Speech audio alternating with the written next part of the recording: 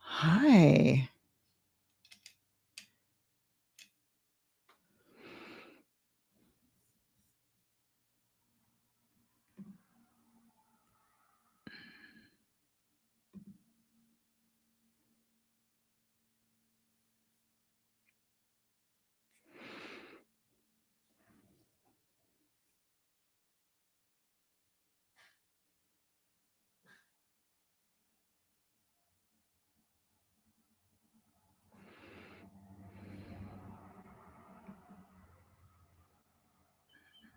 Folks, can you see me? I know it takes a little while for it to click in. Okay. All right. Doesn't seem to be working. I'll stop this. Huh. Okay. Studio chat. All right. Okay. Well, I'll do it this way then.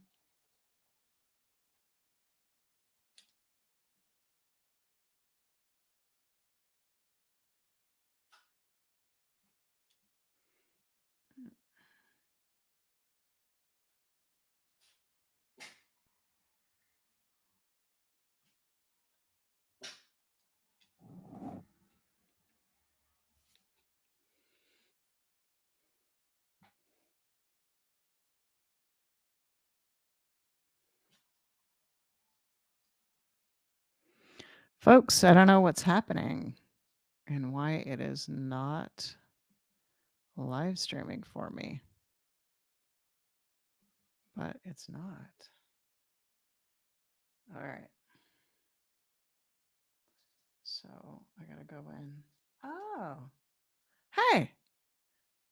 Hi.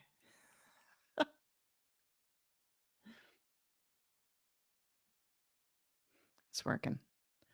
I can't see it, but apparently you can. So, hello, welcome. I'm going to put my other headphones on now then. If you can see me, fantastic. If you cannot, that's okay. I'm just trying this out. I'm streaming through the platform Riverside FM, and I'm hoping that it's going to work in the future. Testing a whole bunch of things out, actually. And yeah, so Clearing a New Path podcast. The last time that I had a live or actually even uploaded an episode was at the beginning of the summer in 2024. So it's already been over a year and a bit since I have been online actively, regularly, consistently doing podcast episodes and newsletters. And it was for a lot of reasons, but the biggest reason was I was getting burnt out. And many of you, well, a handful of you actually, financially supported me, and it was mostly my friends, and people that really wanted to support the work that I was doing in the world, and I'm so grateful for that, so eternally grateful for that.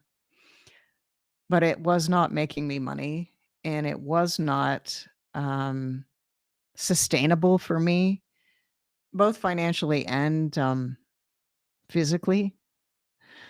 And so I still think that rural issues in rural Canada are critical, particularly in this time in history.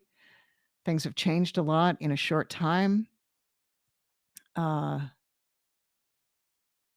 as someone who was trained as a traditional journalist and worked in radio journalism for a number of years, way back when, I have felt for a long time that journalism is due for a disruption.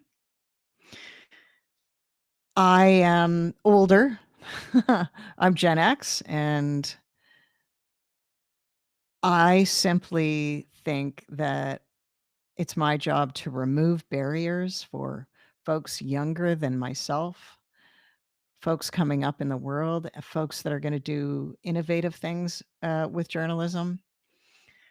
And for me, the conversations that I want to have on Clearing a New Path podcast are the conversations that inspire change. And by that, I mean, and I want to explain this amazing example that I saw, heard on a podcast, another podcast, We Can Do Hard Things. And they were referencing a New York Times article from an amazing Black columnist. And she talked about that in America, that the folks that are trying to move humanity forward are indeed not the resistance, that in fact, they are the flow. And so those that are the resistance, building dams in the river, if you will, are trying to stop the progress, the natural progress of humanity, of moving towards equality, moving towards liberation, moving towards community, moving towards everyone ensuring that each of us gets enough to eat, is clothed, has shelter, all of those things, community. And that some folks, some organizations have managed to harness the power of the river, the power of the flow. And those folks are on the Freedom Fleet. So they built boats. And there is an immigration freedom boat. There is a women's rights freedom boat. There is a Black liberation freedom boat. There is an Indigenous rights freedom boat. There is a climate crisis freedom boat. And all of the boats have their own mission. But all of us can be aligned and not throw shade on the others that they're not doing enough or they're not. And then there's shore standers, folks standing on the shore who are paralyzed with fear about what to do and have no idea how to even get in the water. And that our job, and I consider myself in a rowboat holding a lantern and trying to pull people onto the boat, my little rowboat, so that I can direct them and bring them to the Freedom Fleet. But sometimes I'm the one in the water. And in fact, I can see my own reflection in the water.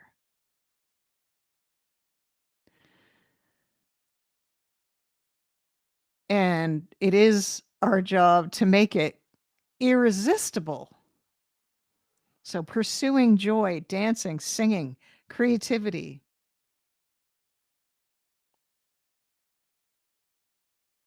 Making it completely irresistible. That people on the shore can't possibly resist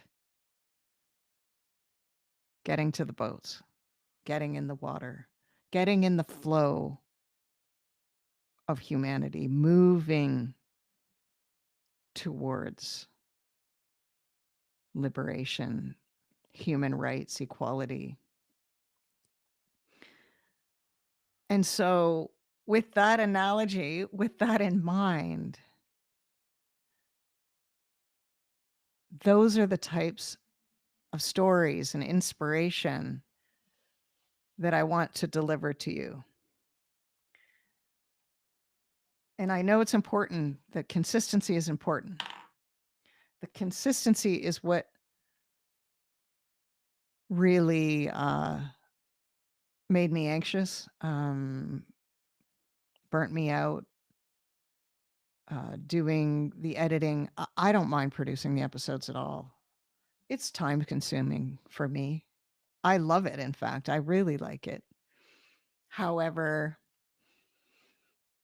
it's resource time, and I don't mind saying that I've done only contract work in the last year and a half.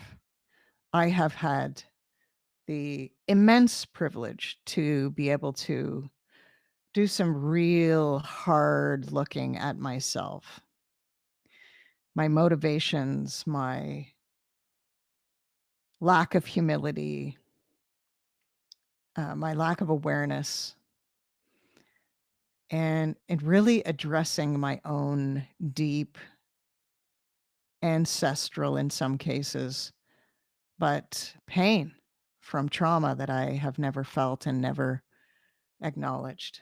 And so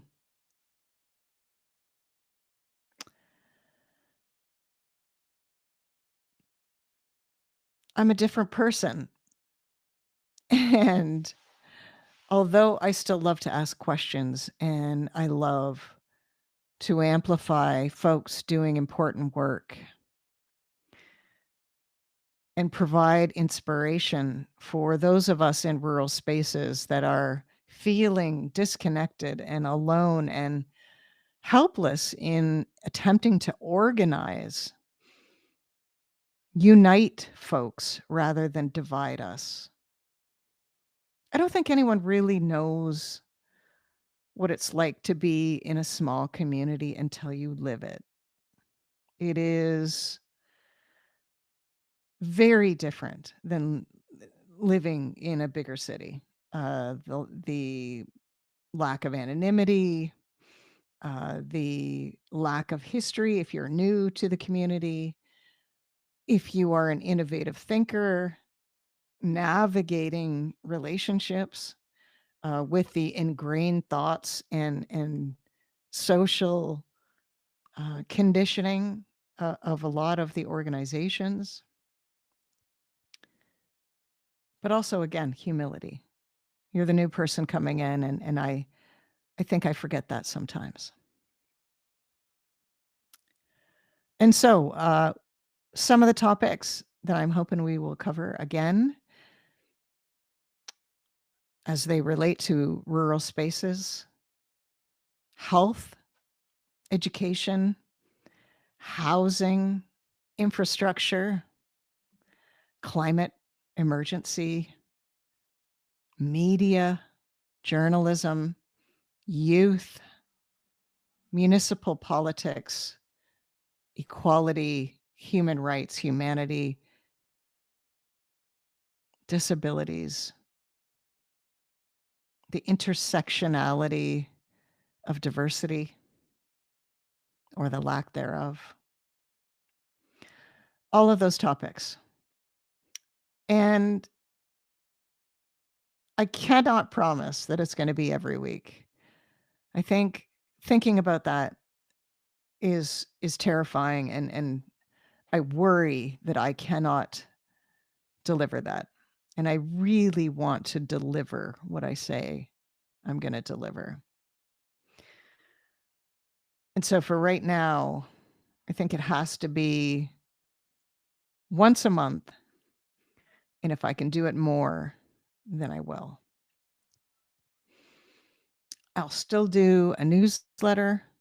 Perhaps I will send the odd important bulletin. I would love to have panels of folks together. I'm planning that. And if any of you have been interviewed by me before, please get in touch.